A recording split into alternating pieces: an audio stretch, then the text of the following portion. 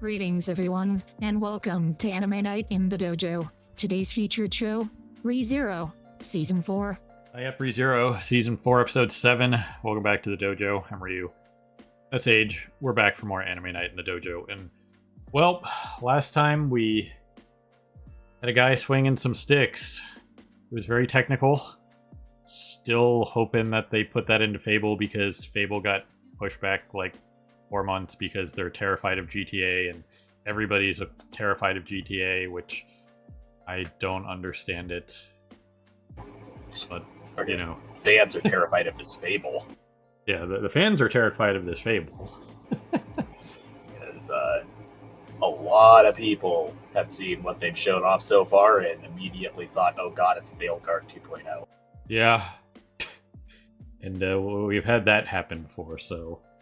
You know, we'll just have to see what happens with that. But as for ReZero, just continue the madness. Everybody has to get past Reed.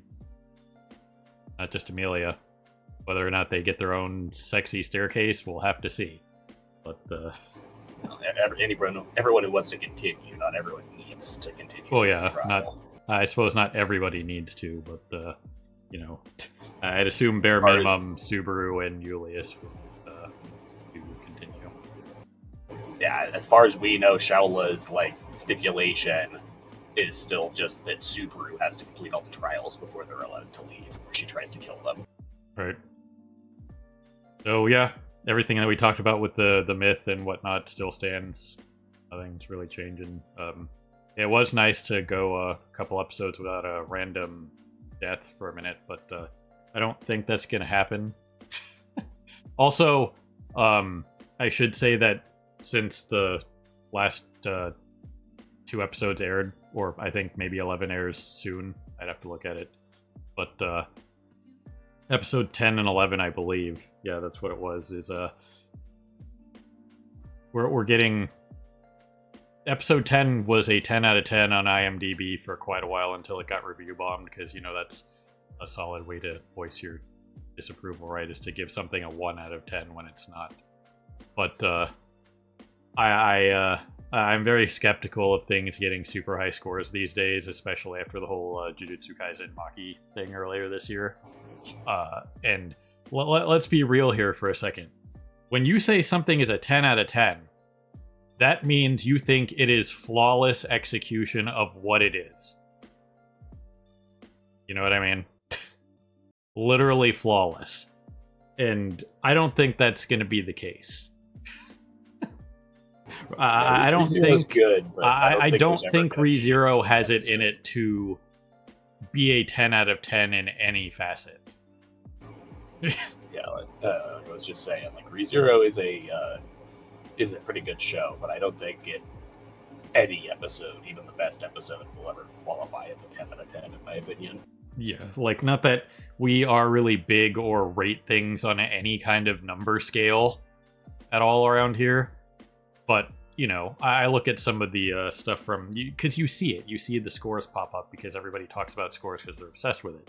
And I look at these and go, I don't think this season really averages a 9.5. You know what I mean? That's kind of insane. I'd say it averages about like an 8.2 so far. Yeah, this season's been interesting, which is far. good. Not a lot has really actually happened. Yeah, not a whole hell of a lot has happened, but it's been okay. It's been watchable. There's not been terrible. The animation's been fine. You know, the sound design's there. The attention to detail, cool background effects, that's there. The voice acting's fine. I'm not going into the debate of people claiming that English VAs are trash, because they're not. But it's just... A 10 out of 10 to me is... Like I said, outside of the Hunter x Hunter, 15-second episode, I can't think of one. Off the top of my head. You know what I mean? That I look at it and go, yeah, that was a 10, that was a 10, that was a 10. There's probably a couple in Full Metal Alchemist Brotherhood, absolutely. I'd have to remember which ones they were. Probably something to do with, the Hughes death, that kind of thing. Yeah, FMAB has a couple. At least 2, maybe 3. Hunter x Hunter has the 10-second episode. I know there's a few more than that. I just of the stuff that I've watched, but it's really hard to just think of them off the top of my head. Yeah, like you could, I guess you could point at the episode where Goku goes Super Saiyan for the first time from its era. You know what I mean? Obviously, that was a 10 out of 10 for its era. It obviously has fallen off a little bit these days, but it's still like one of the most iconic moments in, you know, anime manga history. So that's always going to be something. And that episode was good. Or, you know, if we go back and look at it. I know a lot of people point at the final episode of Dragon Ball Super with the Jiren fight. Like, everybody really hyped up that fight, and that was very good. I don't know if it's 10 out of 10. It's probably a 10 out of 10 for Dragon Ball. You know what I mean? Because you can look at something and go, yes, that's a 10 out of 10 for that show. You know what I mean? Yeah, that's the other problem with rating, is a lot of why we don't typically do a lot of it. It's because rating, a lot of people try to rate things out of context, but rating changes based on context. If you try to compare it to like anime as a whole, 10 out of 10 is near unachievable. Yeah. Unachievable. There are very few examples of what should be 10 out of 10 in anime as a whole. But yeah, if you're talking like just within the context of that series or that genre or anything like that, then things become a lot looser. Right. So, I don't know. I'm not holding my breath on any of those ratings, especially from the West when we're talking about IMDb, because no. A lot of stuff gets overblown and overstated a lot of the times. And, well, I think those last couple episodes, based on the way things are going with this, probably have the potential to be very good. I highly, highly doubt that I'm going to look at that and go, absolutely, 10 out of 10 for this series. Because I can't even think of like what I'd consider the best episode of this series, and I absolutely would not give it anywhere above like a 9.5. You know what I mean? Yeah, like the best episodes of this series so far have probably been Rem's speech. That's it. Yeah, Rem's speech, and probably the battle against the White Whale. Yeah. I think if I had to put a third one, being introduced to the witches. Yeah, something like that. But those are probably like the best episodes of the series so far, in my opinion. And from like a writing standpoint, Rem's speech probably is the best episode. So would have been better if they didn't cut part of the speech and like censor the whole like further relationship discussion after the speech. Yeah. But we've been over the things that have been cut out and whatnot, so that is what it is. But that was just something I wanted to point out. I'm not holding my breath, you know, because we're a couple weeks behind. If it is great, cool. You know what I mean? Great, awesome. I'm not rooting for something to be bad. I'm just skeptical on 10 out of 10. You know what I mean? Could I believe like, you know, 9.5, you know, something very, very good? Absolutely. But 10? Within the scope of how well this series is done, even if all 3 episodes are the best of this series so far, it would have to be a really freaking big step up in order for it to approach like 10 out of 10 on a scale of just like anime as a whole. Yeah. So I don't know. That was just something I wanted to point out. But yeah, there's a couple other things to discuss, but we'll talk about that during the reaction part. So anyway, people on Patreon, we're gonna get going here. So we'll see you on the other side of the edit for the timer reaction, and people on YouTube Beyond, we'll see you on the other side for the discussion and review. And all the links to all our stuff, you know, Twitch, Patreon, all that stuff. The timer reaction is down there in the description. If you guys want to watch that, it will always be in the description down there. It's just a quick link. Just, you know, it'll take you right to the post, and it's just an embedded video. That's just how I have to do it for this. Split it up. So anyway, let's push some buttons and get going. So here goes something. Well, alrighty then, there you guys have it. This episode really didn't have much happening. I don't know how I can talk about this for more than 5 minutes. And that's really pushing it, because, you know, we do talk a lot. That's our job, talking heads. But in all reality, this episode was just like this, you know, the beginning of them scolding Julius, and then the dinner scene, and then literally like 14 minutes of the balcony scene, You know, they really drug out that balcony scene. Yeah, pretty much all this episode was just Beatrice and Subaru fawning over each other. Shell continuing to be kind of creepy. Just a little bit. And then, yeah, just establishing the whole thing of Echidna and Julius actually knowing about each other now. Yeah. I mean, these sequences had, that they were neat. I appreciated these for the comedic value, the relationships, that kind of thing. I got to make a Soma doing bear meat thing again. That's like the 4th time I've gotten to do that. It's really weird. But whenever bear meat gets brought up, I mean, they made a whole huge mini arc about Soma doing bear meat in Food Wars. So I have to bring it up because it was very relevant. And bear meat is very gross unless you really know what you're doing. Yeah, it's freaking. It's the same thing with rooster meat, where it's too freaking. It's too much muscle and testosterone and bristle, and you have to cook it a very special and tedious way in order to make it even edible. Yep.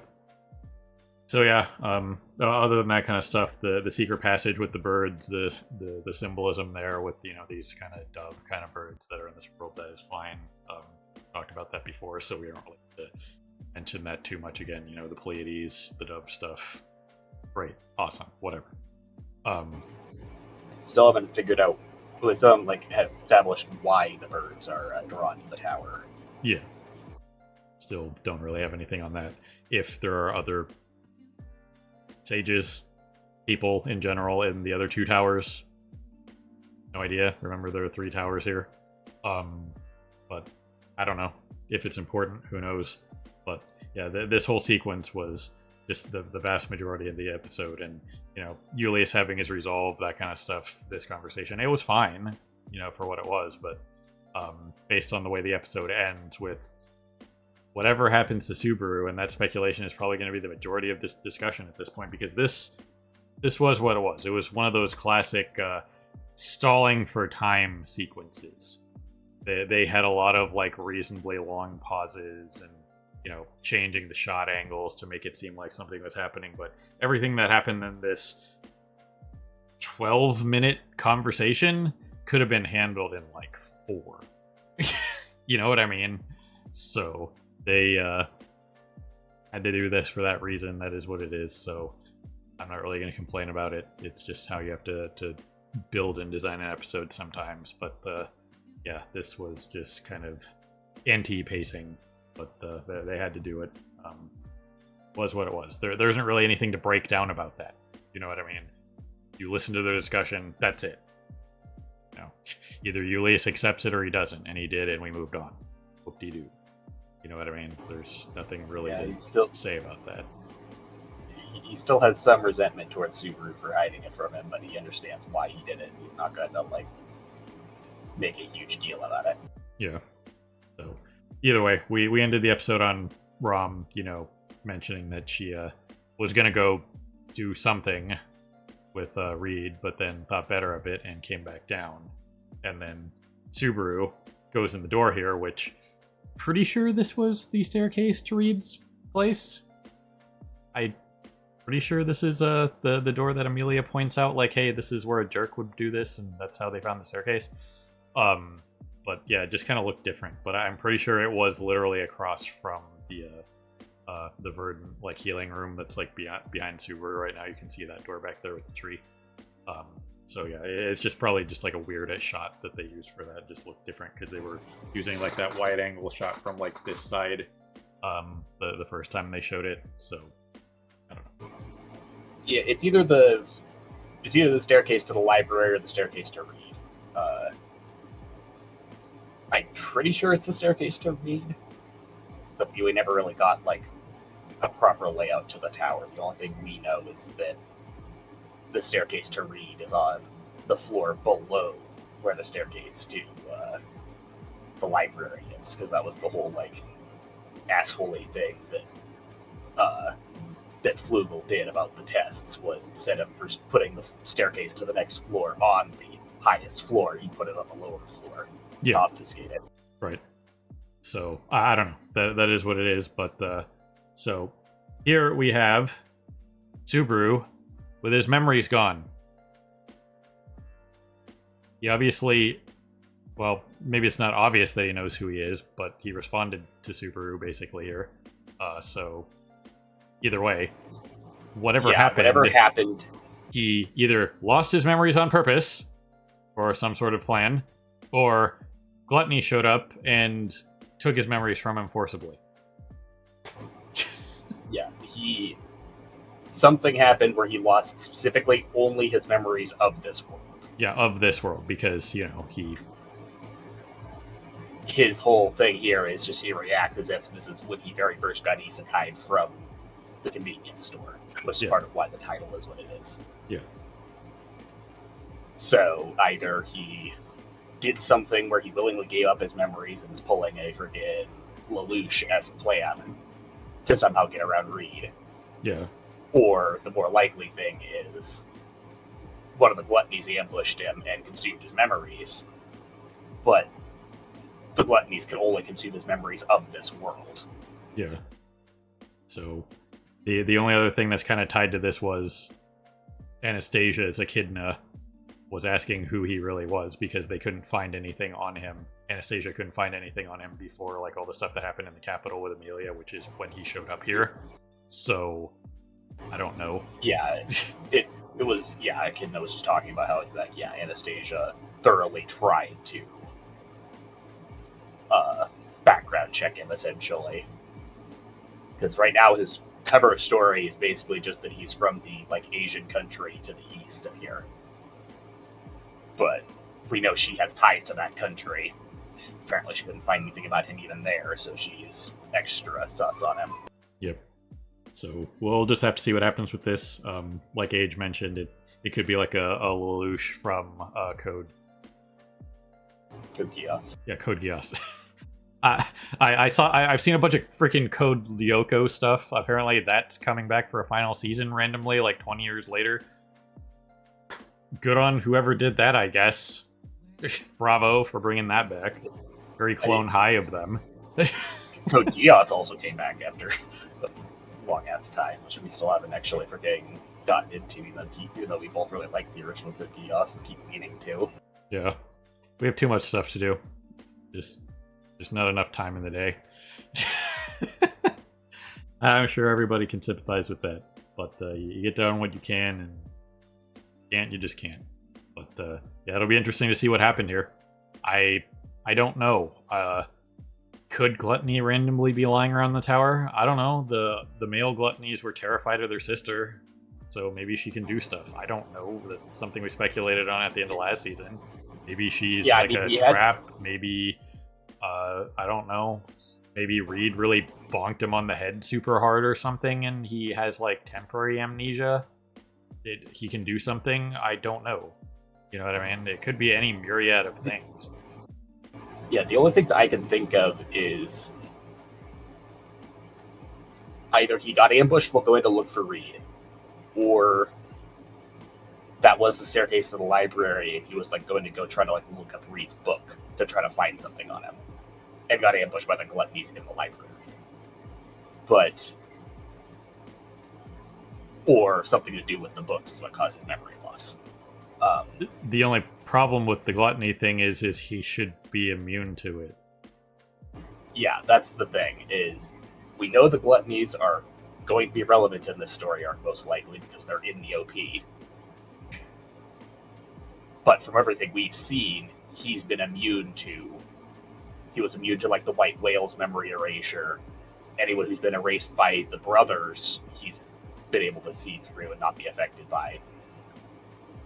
As far as we know, neither of them have been able to even try to steal his memories. The big question really is just the sister, because we don't know what her deal is. We haven't seen her do anything.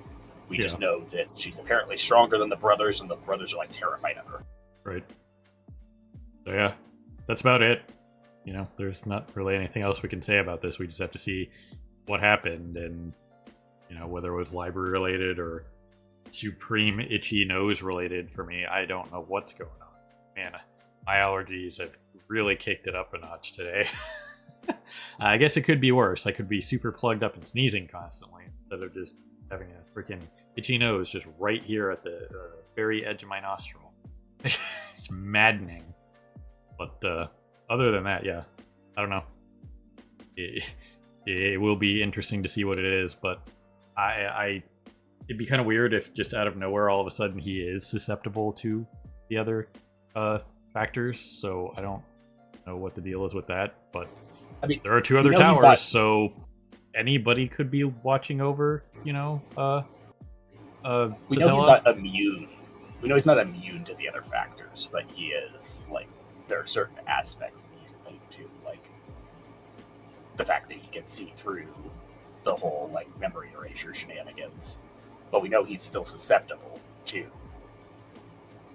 the same factors to, like, some extent, because once again, like, Betelgeuse could possess him and stuff like that.